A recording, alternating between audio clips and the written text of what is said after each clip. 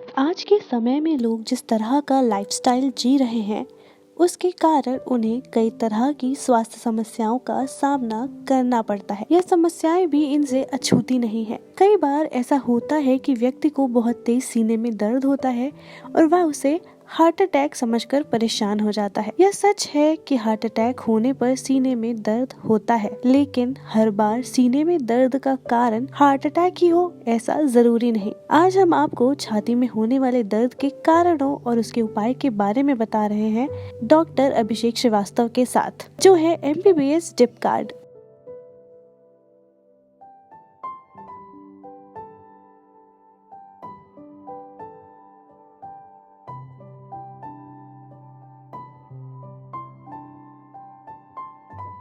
नमस्कार, आप देख रहे हो इन्हें न्यूज़ और मैं आयुषी आप सभी का स्वागत करती हूँ हमारे इस खास कार्यक्रम हेल्थ लाइन में, जहाँ हम आपको रूबरू कराते हैं, रोगों से जानकारियाँ देते हैं, मिलवाते हैं डॉक्टर्स और एक्सपर्ट्स से। और आज इसी क्रम में हमारे साथ मौजूद हैं टेंडर पाम हॉस्पिटल से डॉक्टर अभिषेक श्रीवास्तव। सर, पहले तो बहुत बहुत स्वागत है आपका हमारे इस खास कार्यक्रम में। धन्यवाद।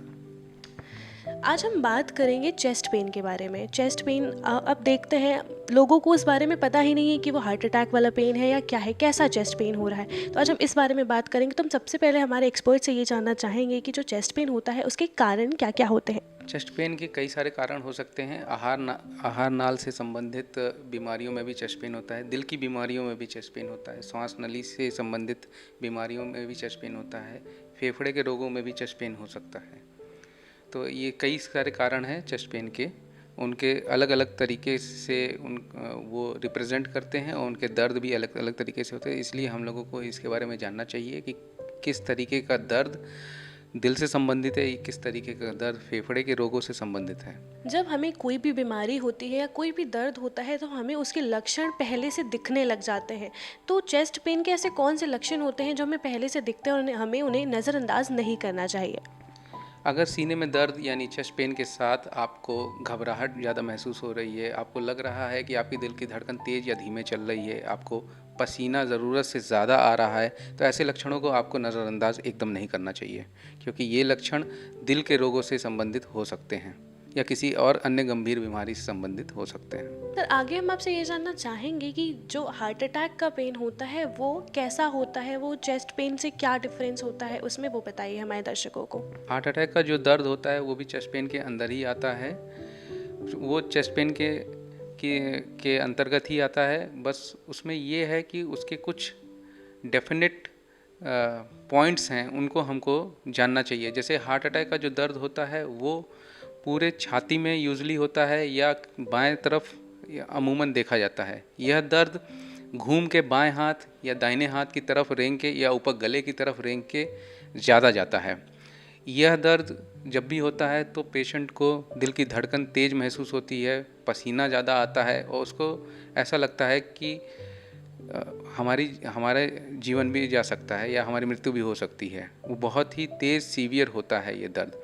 लेकिन डायबिटीज़ के जो पेशेंट होते हैं उनमें ये दर्द अलग अलग प्रकार का होता है, इसलिए डायबिटीज़ के जो भी मधुमेह रोगी जो भी हैं उनको किसी भी तरीके का छाती में दर्द उसका पूरा इवैल्यूएशन हार्ट की तरफ से ज़रूर करा लेना चाहिए। सर, जब किसी इंसान को, किसी भी पेशेंट को सीने का दर्द हो रहा है तो उस दौरान उसे किस तरह की सावधानियां बरतनी चाहिए, हमारे दर्शकों को बताइए। किसी भी पेशेंट को या किसी भी इंसान को अगर सीने में दर्द हो रहा है तो उसको सबसे पहले ये कोशिश करना चाहिए कि किसी भी नज़दीकी डॉक्टर के पास जितना जल्दी हो सके वहाँ पे पहुँचें और उनके अनुसार ही अपना इलाज करें, ना कि खुद से इलाज करने की कोशिश करें। कई बार गैस के संबंधित जैसे भारीपन होता है छाती में, उस तरीके के मरीज़ हम लोगों के पास आते हैं कि हमको 3 दिन पहले गैस जैसा लग रहा था, छाती में भारीपन था, हमने गैस की दवा खुद से ही खा ली, लेकिन अब हमको जो है सांस भी फूल रही है।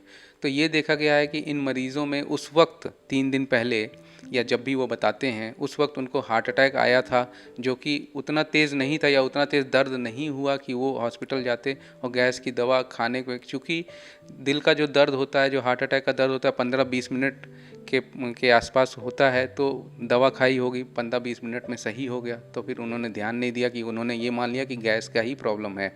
लेकिन आप अपना इलाज स्वयं न करें। छाती में अगर दर्द या भारीपन या दबाव महसूस हो रहा है तो आप नज़दीकी डॉक्टर के पास जाके उनसे सलाह से ही तब दवा खाएं। सर आगे हम आपसे ये भी जानना चाहेंगे, जो सीने के दर्द के पेशेंट हैं उन्हें किस तरह की डाइट लेनी चाहिए, क्या क्या कुछ एक्सरसाइजेज भी करनी चाहिए या नहीं, इस बारे में भी बताइए। दिल के मरीज़ जो होते हैं, जिनको पहले से हार्ट अटैक हो गया होता है या जिनको उनकी संभावना है, उनको कम वसा युक्त खाना खाना चाहिए। और इसमें जो एक्सरसाइज है वो रोज़ सुबह टहलना और खाने के बाद टहलना, ये सब चीज़ें अपने में जोड़ देनी चाहिए। बहुत ज़्यादा वज़न उठाने वाले कसरत से परहेज़ करना चाहिए। सर जैसा कि आपने अभी बताया कि इसमें किस तरह की डाइट फॉलो करनी चाहिए, आगे हम आपसे ये भी जानना चाहेंगे कि क्या ये जो चेस्ट पेन होता है किसी स्पेसिफिक एज पे होता है, या फिर ये किस मतलब क्या एक 40 की उम्र के बाद ही देखने को मिलता है, या फिर बच्चे में, बूढ़े में, किसी में भी देखने को मिलता है, इस बारे में भी बताइए। दिल की बीमारियों का संबंध ज़्यादातर देखा गया है कि उसके साथ की जो अलग अलग बीमारियां हैं उनसे होता है। तो दिल की बीमारियों का संबंध सबसे ज़्यादा मधुमेह रोगियों में होता है। चूँकि दुनिया में सबसे ज़्यादा मधुमेह रोगी हिंदुस्तान में पाए जाते हैं, इसलिए दिल की बीमारियों की संभावना भी सबसे ज़्यादा हिंदुस्तान में है।